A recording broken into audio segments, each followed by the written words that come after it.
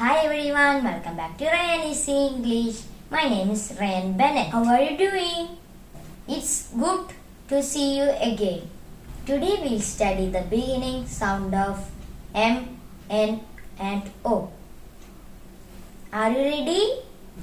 First let us study the letter M. This is the letter M. M makes the M sound as in moon. Can you say it with me? M. Good. The next letter is N.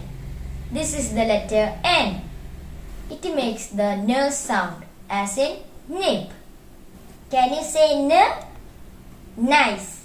Next let us study the letter O. This is the letter O. O makes the O sound as in orange. Can you say O? Very good. So today we learn the beginning sound of M, N, O. M, N, O. This is the end of the lesson 6. See you next time. Bye. Thanks for watching.